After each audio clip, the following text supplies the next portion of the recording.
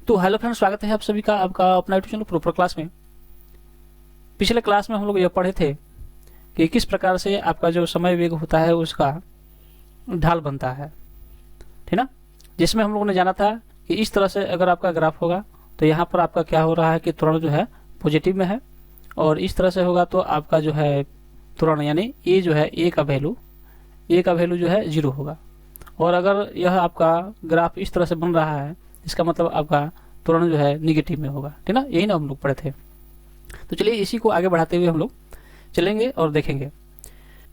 आप तो देख लिए कि ग्राफ अगर इस तरह से होगा तो पॉजिटिव है, अगर इस तरह से होगा तो निगेटिव है, अगर ग्राफ इस तरह से होगा तो क्या है, यह जो है आपका 0 है और ये आपका निगेटिव है, ठीक ना। ये आप जाने थे। तो अब हम क्या जानेंगे कि थोड़ा सा इसी में से आपसे एक प्रश्न पूछते हैं, आप बताइएगा अगर आप ठीक से समझे हैं देखे हैं। तो प्रश्न है कि इस ग्राफ को देख करके आपको बताना है कि इस ग्राफ के अनुसार जो वस्तु चल रहा है वह विरामावस्था से चल रहा है या उसका पहले कुछ गति था या नहीं था। तो इस तरह से आप अगर ग्राफ देखते हैं किसका, वेग और समय का, ठीक ना, वेग और समय का अगर ग्राफ देखते हैं तो इसको आप कहिएगा कि यहाँ पर वस्तु जो है ना यहाँ विरामावस्था से चल रहा है, क्योंकि देखिए ये इसको हम 0 मानते हैं। तो जब यहाँ से यह कैंडल जा रहा है ऊपर, इसका मतलब हुआ कि वस्तु जो था वह रुका हुआ था। क्या था? रुका हुआ था। यह वस्तु विरामावस्था में था, ठीक ना, विरामावस्था में था। अगर इसी तरह से एक दूसरा ग्राफ हो और यहाँ 0 है, यहाँ मान लीजिए कि 10 है, यहाँ 20 है और यहाँ पे आपका 30 है, और यह कैंडल जो आपका 0 से था इसको अगर यहाँ से चलाएं ऐसे, तो आपको देख करके क्या बताना होगा कि यहाँ पर जो वस्तु है पहले से क्या था, इस ग्राफ के अनुसार विरामावस्था में नहीं था, मतलब कि कुछ न कुछ पहले इसमें चाल था। तो कितना था? तो 10 था, ठीक ना। तो यहाँ पर आप कहिएगा कि यहाँ पर विरामावस्था में, मतलब कि आप कहिएंगे यहाँ पर कि विरामावस्था में यहाँ वस्तु नहीं था, ठीक ना। और यहाँ पर विरामावस्था से मतलब चलना प्रारंभ किया है और यहाँ पर विरामावस्था से चलना प्रारंभ नहीं किया है, ठीक ना। ये चीज आप समझ गए। अब आइए देखते हैं आगे क्या है। इस पर अगर आपको दिया जाए प्रश्न बनाने के लिए तो क्या बना पाइएगा कि नहीं बना पाइएगा। तो देखिए यहाँ पर एक प्रश्न मैं दे रहा हूँ। प्रश्न क्या है उसको आप सॉल्व कीजिएगा। जैसे यहाँ पर लिखे हैं कि नीचे, ठीक ना, नीचे दिए गए क्या है कि नीचे दिए गए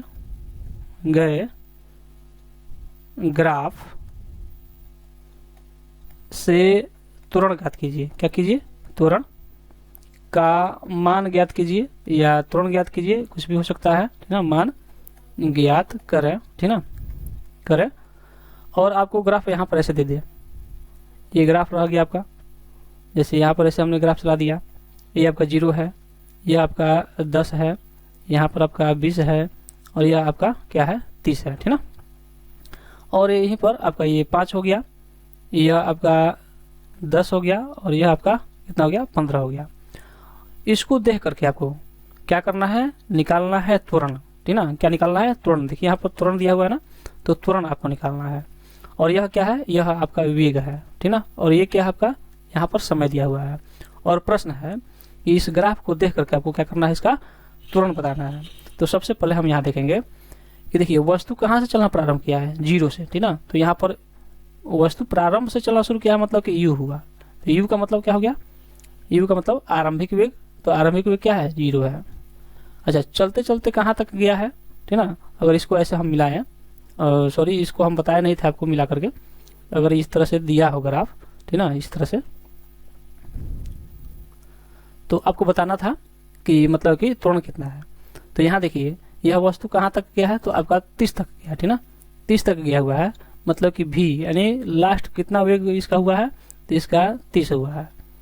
अच्छा, उसके बाद क्या है, ये क्या है आपका यहाँ से यहाँ तक, यानी यहाँ मतलब 30 जाने में इसको कितना समय लगा है, 15 मिनट का लगा, यानी 15 सेकंड का लगा है।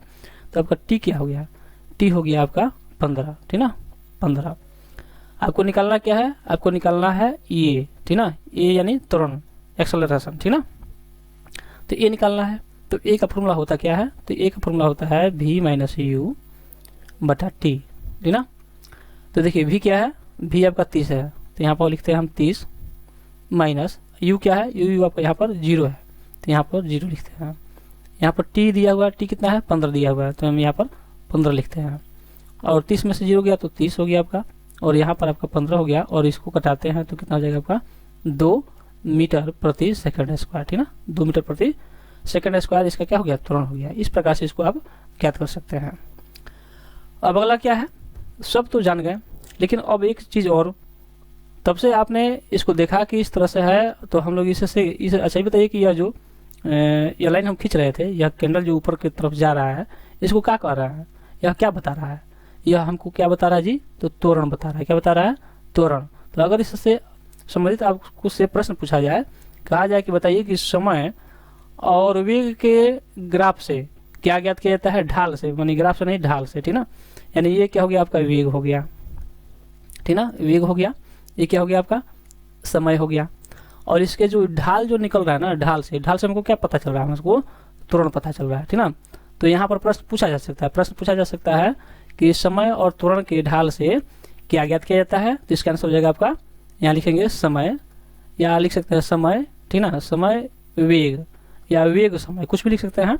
वेग के ग्राफ से, या के ग्राफ नहीं ढाल से, ठीक ना, क्या से, ढाल से क्या ज्ञात होता है, ठीक ना, क्या ज्ञात होता है, ठीक ना, क्या ज्ञात होता है। तो हम बताएंगे यहाँ पर इसका आंसर क्या हो जाएगा जी, इसका आंसर हो जाएगा आपका त्वरण, ठीक ना, इसका ये आंसर हो जाएगा आपका। ठीक, थोड़ा पेंसिल को पतला कर लेते हैं, ठीक ना। उसके बाद आगे देखते हैं। अच्छा, इस ढाल को निकालने के लिए आप क्या कर सकते हैं, इस ढाल को निकालने के लिए हम एक फॉर्मूले का यूज कर सकते हैं। दूसरा भी एक तरीका है, जैसे ढाल निकालना है यानी त्वरण निकालना है, ठीक ना, त्वरण निकालना है तो इसका हम यहाँ पर tan थीटा का भी प्रयोग कर सकते हैं। tan थीटा का मतलब हम क्या कर सकते हैं, फॉर्मूला लगा सकते हैं तो भी निकल जाएगा, ठीक ना। तो त्वरण इससे निकाला जा सकता है, त्वरण यानी ये निकाला जाता है किससे, tan थीटा से भी। tan थीटा के बराबर भी यह होता है, ठीक ना। कैसे, जैसे अभी आपने देखा ना कि 30 में हम क्या किए, हम 15 से भाग दिए तो क्या आया आपका 2 आया था, और यही हमको क्या निकला था, त्वरण निकला था। अच्छा, ग्राफ कैसा बना था, ग्राफ इस तरह से बना था, यहाँ पर 30 था और यहाँ पर कितना था, 15 था। तो ये बताइए अगर tan थीटा बराबर होता क्या है, tan थीटा बराबर होता है लंब, ठीक ना, क्या होता है, लंब अब बटा आधार होता है। क्या होता है, लंब बटा आधार होता है। तो देखिए लंब कितना है, 30 है तो यहाँ पर 30 लिख दिए। आधार कितना है, आधार आपका 15 है तो हम यहाँ पर 15 लिख दिए और काट दिए तो क्या गया आपका 2 आ गया। तो यह और यह दोनों क्या हो गया, मैच कर गया, यानी हम tan थीटा से भी इसको निकाल सकते हैं, ठीक ना। अब अगला क्वेश्चन क्या है,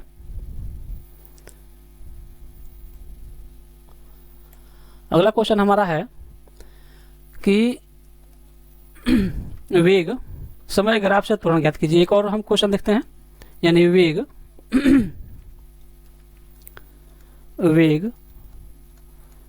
समय ग्राफ से क्या कीजिए, त्वरण ज्ञात कीजिए या ज्ञात करें, ठीक ना। बहुत लड़के इसमें फंसते हैं, ऐसा बात नहीं है। आप वीडियो को कंटिन्यू देखिएगा ना, क्लास को, तो सब समझ में आ जाएगा। लेकिन नहीं देखिएगा, छोड़ दीजिएगा, मिस कीजिएगा तो आपको समझ में नहीं आएगा। तो देखिए यहाँ पर यह 0 है, यहाँ पर 5 है, ये आपका 10 हो गया, यह आपका 15 हो गया, यहाँ पर आपका ये 10, ये आपका 20 और ये आपका 30 है। और ग्राफ कुछ इस प्रकार से बना हुआ है। और इसको देख करके आपको क्या करना है, इसको देख करके आपको त्वरण बताना है कि त्वरण क्या है, ठीक ना। तो इसको हम ऐसे मिला देते हैं, ये हो गया आपका, मान के चलिए यह आपका यहाँ तक मिला हुआ है, ठीक ना, ये यहाँ पर टच कर रहा है, थोड़ा ये साफ बन नहीं रहा है, ठीक ना, इस तरह से है। और इसको देख करके आगे निकालना, आपको त्वरण निकालना है। त्वरण यानी ए, हम यहाँ शॉर्ट में लिखते हैं ए बराबर हमको ज्ञात करना है। तो इस ग्राफ से हमको क्या पता चल रहा है, ग्राफ से हमको पता चल रहा है कि यहाँ पर जो वस्तु है चलना प्रारंभ किया है, या 0 से नहीं चलना शुरू किया, कहाँ से चलना शुरू किया है, 10 से चलना शुरू किया है, यानी u बराबर यहाँ क्या हो जाएगा हमारा 10 हो जाएगा। अच्छा, भी कहाँ तक लास्ट गया है, लास्ट 30 तक गया है, तो भी यहाँ पर लिखेंगे 30, ठीक ना। अच्छा टाइम कितना लगा यहाँ से यहाँ जाने में, इसको टाइम कितना लगा है 15, तो यहाँ पर हम t बराबर क्या लिखेंगे 15 लिखेंगे।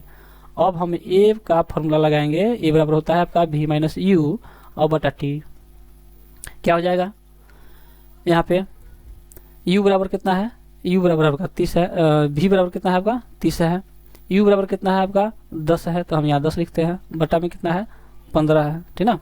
तो हम यहाँ पे 15 लिख लेते हैं 15। अब क्या हो जाएगा आपका, सॉरी यहाँ पे हम 15 लिखते हैं, ठीक। अब होगा क्या यहाँ पे, तो 30 में से 10 गया आपका 20 हो गया, और नीचे आपका क्या हो गया आपका 15 हो गया। इसको काटते हैं, 5 काटेंगे 3 बार में, यह 4 बार में, तो यहाँ पे क्या हो जाएगा आपका 4/3, ये क्या हो गया आपका आंसर निकल के आ गया मीटर प्रति सेकंड स्क्वायर, ठीक ना। ये आपका इसका आंसर हो गया। इस तरह से अगर आपका सवाल रहेगा तो अच्छा आप कहिएगा कि इसको हम टेन थीटा के फॉर्मूला से कैसे निकालें, तो टेन थीटा के फॉर्मूला से भी निकाल सकते हैं। तो देखिए यहाँ पे क्या हो गया है, यह एक त्रिभुज बन रहा है, यहाँ त्रिभुज बन रहा है कि नहीं बन रहा है, बन रहा है ना। तो एक क्या है लंब है, एक क्या है आधार है, ठीक ना। यहाँ से यहाँ ये आधार है, ठीक, यह क्या है आपका आधार है, ठीक, यह आधार आपका 15 है, ये क्या है आपका लंब है, ठीक ना, लंब है। ये आपका कितना है, यहाँ से लेकर के देखिए 10 से यहाँ से हम नहीं गिनेंगे, यहाँ से यहाँ तो 30 हो जाएगा, 30 नहीं होगा, कैसे, यहाँ पे देखिए हमारा त्रिभुज यहीं से बन रहा है ना, यहीं से बन रहा है, तो यहाँ से 10 और 20 हुआ, तो हम लिखेंगे ऊपर हम 20 सॉरी पहले हम फॉर्मूला लिखते हैं, tan थीटा बराबर होता है आपका लंब, ठीक ना, अब बटा क्या होता है लंब बटा आधार होता है। तो लंब कितना है आपका, यहाँ से देखें हम यहाँ तक तो कितना आया 20 आया, 20 लिखते हैं। अच्छा यहाँ से यहाँ हमारे देखें तो कितना आया 15 आया। अब इसको कटाएंगे तो देखिए यही प्रोसेस तो यहाँ आ रहा है, यही ना आ रहा है, तो आपका आंसर इससे भी मिल जाएगा शॉर्टकट में, ठीक ना। अब हम देखते हैं इसके बाद एक और क्वेश्चन अगर आपसे पूछ दिया तो कैसे बताइएगा। जैसे मान लीजिए कि एक ग्राफ यहाँ पर दिया हुआ है, ठीक ना, यहाँ एक क्वेश्चन है, ठीक। अच्छा क्वेश्चन क्या है कि यहाँ पर एक लाइन ऐसे खींचा हुआ है और उसके बाद एक लाइन यहाँ से इस तरह से खींचा हुआ है और दूसरा लाइन इस तरह से खींचा हुआ है, ठीक ना। अब क्या करना है, यह जो है आपका ए है, यह लाइन नंबर क्या है ए है, यह बी है और यह आपका सी है। इस ग्राफ को देख करके आपको बताना है कि सबसे अधिक मतलब कि त्वरण किसका है, ए का है, बी का है कि सी का है, ठीक ना। तो इसमें आपको कंफ्यूज नहीं होना है, कंफ्यूज बिल्कुल नहीं होना है, क्योंकि देखिए अभी आप जाने हैं कि जिसका ढाल जैसे कि ना जिसका ढाल ज्यादा है, जिसका ढाल ज्यादा है उसका त्वरण ज्यादा है, यानी इसका आंसर क्या हो जाएगा आपका, इसका आंसर हो जाएगा आपका सी, ठीक ना। क्या हो जाएगा आपका लाइन जो है ना रेखा ढाल जो है सी आपका आंसर हो जाएगा, ठीक ना। उसके बाद हम देखते हैं इसके बाद क्या होगा, एक और फिगर बनाते हैं इसी पर, ठीक ना, फिगर एक और बनाते हैं क्या है और उसको दिखलाते हैं हम। ये क्या है आपका 0 है, यहाँ पर आपका 10 20, ठीक ना, और यहाँ पे आपका 30 है।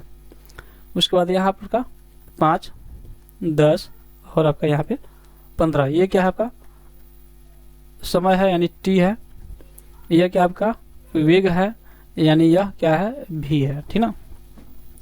अब यहाँ पर आपको त्वरण निकालना है, ठीक ना, त्वरण निकालना है और यहाँ से त्वरण जो है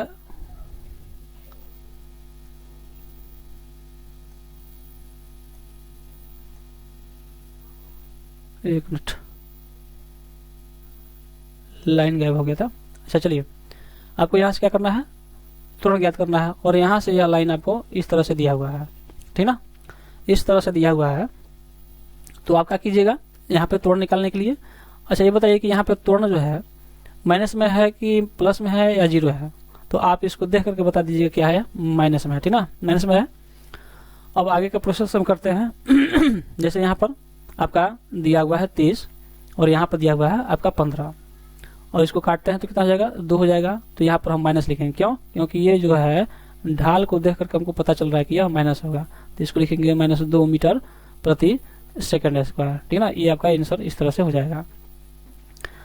उसके बाद है कि यहाँ पर नोट में लिखेंगे, ठीक ना, क्या लिखेंगे नोट में लिखेंगे कि वेग समय ग्राफ के क्षेत्रफल से हम क्या कर सकते हैं, इसकी दूरी ज्ञात कर सकते हैं। जैसे मान लीजिए कि वेग समय था, इसमें किसी वेग से वस्तु जा रहा है, ठीक ना, कोई गाड़ी जा रहा है, आज समय लग रहा है, तो कोई ना कोई दूरी तो तय करता होगा कि नहीं करता होगा, दूरी तय करता ही होगा। तो यहाँ पर देखिएगा कि इसके हम क्षेत्रफल से क्या निकालते हैं, दूरी निकालते हैं। वो कैसे निकालते हैं हम लोग अभी जानेंगे आगे, ठीक ना। तो सबसे पहले अब हम जानेंगे, लिख लेंगे कि वेग और समय ग्राफ से, समय ग्राफ से सुनिए सॉरी, वेग समय ग्राफ के क्षेत्रफल से, ठीक ना, क्या लिखेंगे, क्षेत्रफल से क्या किया जाता है जी, इससे हम दूरी ज्ञात करते हैं। क्या करते हैं, दूरी का मान ज्ञात किया जाता है। दूरी का मान क्या किया जाता है, ज्ञात किया जाता है, ठीक ना, किया जाता है। ये आपको नोट कर लेना है नोट में, ठीक ना। तो अब देखिए यहाँ पे ग्राफ तो कई तरह के बनते हैं। ग्राफ आपका यहाँ पे इस तरह से भी बनता है, देखिए जैसे यहाँ पर ग्राफ हमारा इस तरह से भी बन रहा है, ग्राफ हमारा, ठीक ना, इस तरह से भी बन रहा है, ग्राफ हमारा कुछ इस प्रकार से भी बन रहा है, ठीक। उसके बाद ग्राफ हमारा जो है एक तरीका और है, ऐसे भी बन रहा है, ठीक। बन रहा है कि नहीं बन रहा है, बन रहा है, बिल्कुल बन रहा है। लेकिन इसको देखिए, इसको यहाँ पर अगर जैसे हम मिलाएं तो यह क्या बन रहा है, एक आयत का जैसा बन जा रहा है, ठीक ना। यह यहाँ पर क्या बना है, एक आयत बना है, ठीक। और यहाँ पर देखिए अगर इसको ऐसे हम मिला दें, ठीक ना, तो यहाँ पर क्या बना है आपका, यहाँ पर त्रिभुज बना है। क्या बना है, तो त्रिभुज बना है, ठीक, त्रिभुज बना है। और यहाँ पर देखें तो यहाँ भी क्या बना है, तो यहाँ भी त्रिभुज बना है, त्रिभुज बना है, ठीक ना। त्रिभुज बन रहा है कि नहीं बन रहा है, तो यहाँ पे त्रिभुज बन रहा है, यहाँ आयत बन रहा है। तो यहाँ पे क्या बन रहा है जी, तो यहाँ पे बन रहा है आपका समलंब चतुर्भुज। क्या बन रहा है, समलंब, ठीक ना, समलंब चतुर्भुज बन रहा है, चतुर्भुज बन रहा है। तो ये है, इसका अगर हम क्षेत्रफल निकाल रहे हैं, इस तरह से अगर ग्राफ दिया हो और यहाँ वेग दिया हो, ठीक ना, वेग दिया हो यानी भी दिया हो, और यहाँ पर टी दिया हो, ठीक ना, यहाँ भी, यहाँ टी, यहाँ पे लिखते हैं भी और यहाँ लिखते हैं टी, ठीक ना, यहाँ भी और यहाँ भी टी अगर दिया हो, तो हम यहाँ पर 3 फार्मूला बन रहा है। क्योंकि देखिए यहाँ भी त्रिभुज, यहाँ भी त्रिभुज, तो एक ही फार्मूला से काम चल जाएगा। यहाँ आयत तो दूसरा फार्मूला, यहाँ जो है यह समलंब चतुर्भुज बना है तो यहाँ दूसरा फार्मूला लगा, यानी मतलब हमको 3 फार्मूला, यानी यह जो है एक ही फार्मूला पर हमको निकल जाएगा। इसके लिए हमको दूसरा फार्मूला लगाना पड़ेगा, इसके लिए हमको तीसरा फार्मूला लगाना पड़ेगा। और यह फार्मूला आप लोग बहुत पहले पढ़ चुके होंगे, ठीक ना, अपने मैथ की किताब में।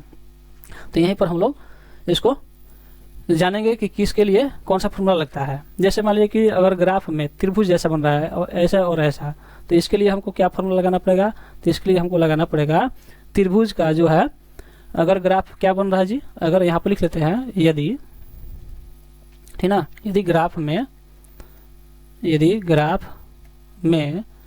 त्रिभुज बन रहा है, ठीक ना, त्रिभुज बन रहा हो तो कौन सा फॉर्मूला लगाएंगे, वहां पर फॉर्मूला लगाएंगे हम, यहाँ पर लगाएंगे दूरी बराबर क्या लगाएंगे, दूरी बराबर हो जाएगा हमारा, दूरी बराबर हो जाएगा 1/2 आधार गुणा ऊंचाई, ठीक ना, आधार गुणा क्या हो जाएगा आपका ऊंचाई, ठीक ना, आधार गुणा ऊंचाई। इस फॉर्मूला पर आपका ये जो है इस तरह से ग्राफ रहेगा, दोनों में किसी भी तरह का, तो आपका यह जो है दूरी हम निकाल लेंगे। अच्छा, दूसरा इसके लिए देखिए क्या रहेगा, यदि यहाँ पर दूसरा नंबर लिखते हैं, यदि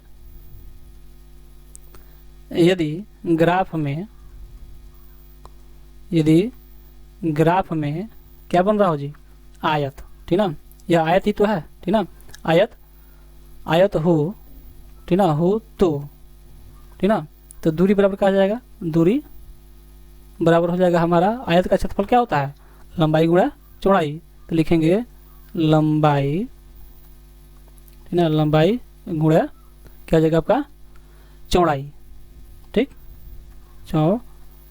चौड़ाई। इसको हम यहाँ पर ये हम लिख देंगे, ठीक। अच्छा, तीसरा नंबर जो क्वेश्चन है इसके लिए क्या हो जाएगा, तीसरे नंबर क्वेश्चन के लिए हमारा फॉर्मूला लगेगा समलंब चतुर्भुज। क्या लिखेंगे, समलंब चतुर्भुज अगर बन रहा हो, यदि यहाँ पर लिखते हैं, यदि ग्राफ में क्या बन रहा हो, समलंब, ठीक ना, समलंब चतुर्भुज बन रहा है, ठीक ना, चतुर्भुज हो या बने, ठीक ना, बने, तो इसका फॉर्मूला क्या होता है, इसका फॉर्मूला होता है आपका 1/2, 1/2, उसके बाद हो जाएगा आपका समांतर, समांतर भुजा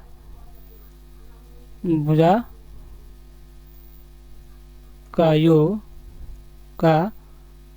समांतर भुजाओं का योग गुणा ऊंचाई, ठीक ना, क्या हो जाएगा, समांतर भुजाओं का योग बटा गुणा ऊंचाई हो जाएगा। ठीक, इसी पर हमारा इस तरह का अगर फिगर होगा तो हमारा दूरी निकल जाएगा, इस प्रकार का फिगर होगा तो हमारा दूरी निकल जाएगा।